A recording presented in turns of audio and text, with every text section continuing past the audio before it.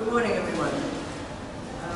I'm asked to share my experience in founding an operation of Food Lab. I guess it's because the Food Lab as a co-working space does embody some of the city principles, for example, in empowering positive urban development and giving the entrepreneurs and the small people a voice. Just to take account, how many of you have been to the Food Lab here? Well, actually, not bad. Thank you very much. Okay, so Food Lab is a co-working space and Hong Kong's probably only social innovation hub so far. It's 20,000 square feet. This is what it looks like. Very, very early in the day, but now it's all packed with entrepreneurs, so with each desk representing one small enterprise. We have helped 50 social startups and more than 200 part-time members to kickstart their social enterprises and projects. This is a more social space, a feedback area where they chat and chill and just sound out ideas with other members. We've got a mini theatre, which is probably the size of this space here, and it's good for workshops and all kinds of interesting events. We emphasize dialogues and discussions, and this is our open day where ideas are sold and not food or things to eat. But food is important at Food Lab. Because over food, one can really talk about many, many things and make new friends and perhaps identify the partner for your next social project. So this is our pantry and social area. This is another view of that area. It's always full and people will have a hot pot in the winter as well. So who works out at the Food Lab? I would say all these people. Just learned this word from ECAM, city changers. I think city changers are at the Food Lab because they are not very happy with the state of things, and they believe entrepreneurship will bring progress to different aspects of the city, and will also suggest new solutions to the city. So let me tell you a little bit who these members are, but before I do that, a quick glance of how co-working spaces came about. It started in San Francisco for obvious reasons. People there, they would like to have startups and they don't really have the means to rent a huge office, so some people started a space and then people rented desks, and that's how it worked out. But I think it's deeper than that, because at co-working spaces it is about openness, it's about collaboration, it's about participatory culture, and it's about really working with strangers. And a lot of innovation and creativity, of course, goes through in the co-working spaces, but it is a more connected and sustainable future. So what do our members look like? So quick words from our founders. Dialogue experience provides dignified job opportunities to the visually impaired and hearing impaired as they create these experiences for us sighted people to go into the dark, getting really nervous and scared, and then they become the stronger one. So it is a great team building kind of training opportunity, and all these corporate types go through this dark room screaming and shouting, and then come out probably, being more empathetic people. They're actually making a small profit, and it's still going strong. So dialogue in silent is a similar experience where there's no sound in the environment, not like now. The Make a Difference platform is something I founded to inspire and nurture young change makers in cities. Our big annual event is in January each year, but throughout the year we have got very small events to excite young people to become change makers and do things differently, to make a difference. This is something we do. We like to talk about food because food security, food production is very important in Hong Kong. And there's this urban-rural divide at the moment, and so talking about food is actually a very effective process. Another founder, Social Ventures Hong Kong, Light B is, I think is one of the greatest social innovations in Hong Kong. It connects vacant flats with those with housing needs, single mothers with their kids, and even Carrie Lam is pumping water means they just take advantage of this great enterprise and investing in. It has a Green Monday campaign. There's now a Green Monday shop in the Hopewell Shopping Mall. Run Our City is also incubated at the Good Lab, but is now an independent entity, really popularizing running and marathon culture. Education for Good goes to universities and provide education on social entrepreneurship, and also takes young people to Bangladesh and to developing areas to look at what social enterprises are doing there and how they're making a difference. Solution on Wheels, this is an online media, a very small one, offers solution journalism. So the media, we know they are always complaining about things and criticizing the government, but here, Solution on Wheels believe that the media can be the solution. The media can go to the community with this van and get the stakeholders together on this van, discuss an issue, and hopefully come up with a number of alternatives. So more members. Rooftop Republic. I think he's a CUHK graduate, passionate about urban farming, started Rooftop Republic about 3 years ago, and he's now working with different property developers in Central and in the urban parts of Hong Kong, and greening the roofs, so putting this sort of thing on roofs. So people can, I think the office ladies like it very much, so at lunchtime they come and they water the vegetables. It's really quite healing. Another member, Oh My Kids, they want to transform monster parents. They want to recycle and upcycle baby products. You know, these baby prams, they cost $10,000 each, and you know, very soon the baby grows out of it. And so they have an online platform in recycling, upcycling baby products and promote sharing economy. So this is a toy swap day. Sharing economy is really about day-to-day sharing. It's not just about Uber. So they do this in different communities all the time, and I think it's a great initiative. Ho Sifu, good handyman. These two are not handymen. One is an accountant and the other is an investment banker. So at the age of 29, they had this crisis. They thought that they don't want to stay in the commercial world, and they want to join a more socially engaging platform. So they started Ho Sifu, and they noted the gap in Hong Kong. There's always the lack of honest, consistent and qualified handymen to do very, very small jobs. So $10,000, $20,000, very small jobs. And so they set up an online platform where they are the middlemen, and they help people to find the right sifu to complete all small repairs and maintenance tasks. They're doing quite well. Another one is PMM Media. These are two advertising people. Also got a bit sick of the advertising field, the mainstream one, and so they started a media agency that speaks up and fight injustices for various causes in Hong Kong by, with an online platform and also with videos. And this monthly journal features one social enterprise or one worthy social cause each month.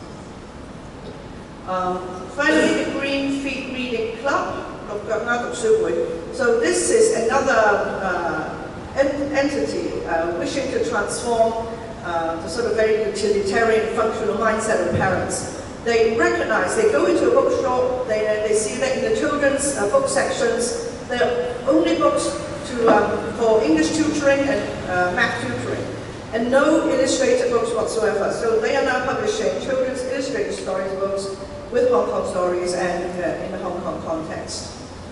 There are a number of incubatees, so these are members joining us. They pay a membership fee, but the following few are incubatees of Good Lab and also the Make a Difference platform. Good Family Farm is a community farm in Tung Chung, providing these housewives in Tung Chung with a farm and also with the opportunity to cook a big meal and feeds to increase community cohesion. Art Mocha is based in Tuen Mun, realizing that art classes, art education is not really happening in Tuen Mun. This artist goes to Chilwell and set up a studio and offer free weekend classes for the community there.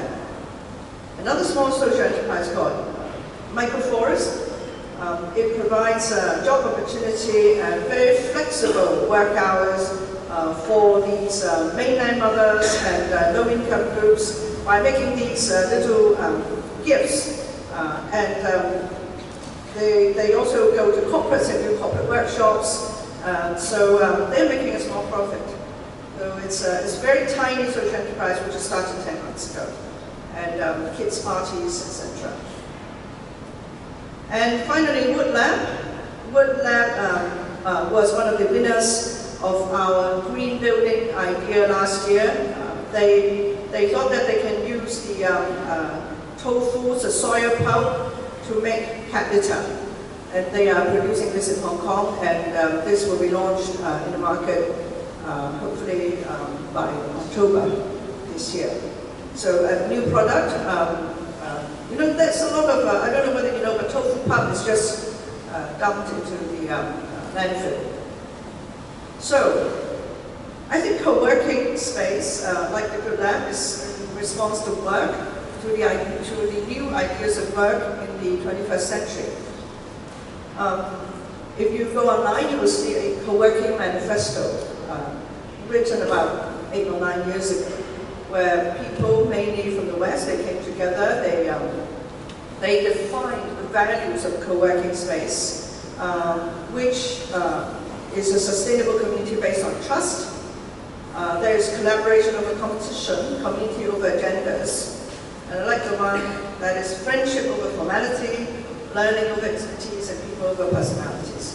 So in the Good Lab, nobody is an expert, everybody's a mentor, everybody's a mentee, and if you have a question, if you have a problem, you walk around and there are people willing to help and willing to have a short chat with you.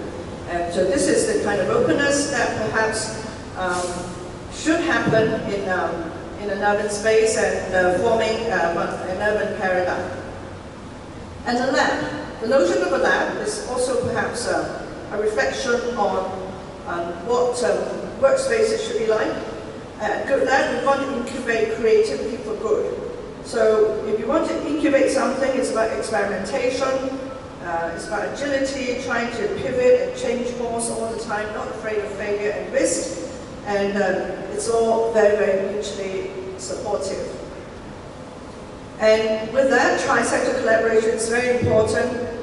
We are now self-sustaining, and we have this signature training program for the Civil Service Bureau. So interestingly, I have not been liked by the government all the time, but now I'm training senior civil servants. They come for a 2-day workshop on tri-sector leadership and on social innovation and on what social entrepreneurship is all about. We also do a lot of public talks and idea hackathons. We promote machinery economy, we promote active aging, and we hope that there will be more social enterprises responding to an aging community. And so we do idea incubation and social innovation camps to do so. As I said, this is in our 2nd year now. We have done green building ideas with a series of talks and a hackathon and coaching sessions for over 70 aspiring entrepreneurs, and there is a little bit of seed money for them to kickstart the venture if they win. Rethinking leadership and philanthropy, we collaborate with TEDx One Try to do a salon. So finally, a few thoughts on the nature of work. I think we need an innovative urban space and urbanism and urban thinking. Work can be 24/7, but work should be fun. Work should not be a bore. Work should not be pressured. If we want to move towards a new urban paradigm, I think work culture should be transformed as one based on trust and openness, and that is supportive to entrepreneurial spirit and of pioneering into urban territories. So co-working spaces are not just individual and self-contained spaces. In Europe, and Paul, since you have just come back from Holland, I think, I'm not sure whether you saw Seats to Meet. So these are co-working spaces in Holland and all over Europe, 60 locations, including including some next to train stations. So they work with municipal governments, they identify vacant spaces, idle spaces, and they turn these spaces into hot desks and fixed desks for freelancers, for social entrepreneurs, for people on the move. And you can do bartering, so you can actually help out there and you don't have to pay. And this is an enhancement of social capital and knowledge exchange because there you have people from different nationalities doing different projects, and there's always something exciting going on, always a new idea to share. Could we have something like this in Hong Kong? We have got a lot of idle shop spaces, although the landlords of those shopping malls would not like to give them out for free. If we can excite them to do so, that would be a real revolution for space in Hong Kong, because space means opportunities. In Hong Kong, there's always a lack of space. Space is always too expensive. I work with a lot of artists and cultural groups. They've been kicked out of Kwun Tong and other industrial areas. Kwun Tong, about 8 years ago, you can still find a factory space for $2 per square foot. But now it is over $10 per square foot, and these industrial buildings are being transformed into hotels and offices, grade A offices, not co-working spaces. So they have nowhere to work. And similarly, entrepreneurs in small businesses can afford escalating rent, and freelancers can only work at home, very small home, or sit in a noisy cafe and meet their clients in these noisy cafes as well. Co-working spaces, I think, are enabling hybrid spaces between public and private, gives people a sense of ownership, a sense of space, and are perhaps one way towards a resilient and sustainable urbanization that we look for. Can we have co-working space in Central? I think we can. This is one thing that I'm advocating together with a number of friends of the Central Market Concern Group. I think some of them are here. We would like the Central Market, which has been left vacant for over 10 years, to become a hub. On the ground floor, there should be a modern-day market, and then the upper floors, it could be a big co-work space and maker space where people can come and work, and they can buy goods, and they can eat, and they can really create a new urban culture. Let's hope we can make this happen, and I look forward to welcoming you at the Good Lab. Thank you. Thank you, Ms. Wong. Now, please allow me to introduce you our moderators for each of the 5 urban link sessions of today. Shall we invite them to come forward? For the session of World City versus Great City, the moderators are Professor Mi Kang from CUHK and Ada Wong from the Difference Institute. For mainland integration, the moderators are Mr. Paul Simon from Design in Hong Kong and Ms. Ines Mack from the Hong Kong Institute of Finance. For public space in the density, the moderators are Professor Hendrik Thiemann from CUHK and Mr. Kenneth Chen from Hong Kong Public Space Initiative. For the session on speculative versus affordable housing, Professor Edward Yu from CUHK and Mr. Ian Brownlee from Master Plan Consultancy would be the moderators. For land gambling, Mr. Kim Ching Chen from Labour Research Community and Ms. Celia Chu from the University of Hong Kong would be the moderators.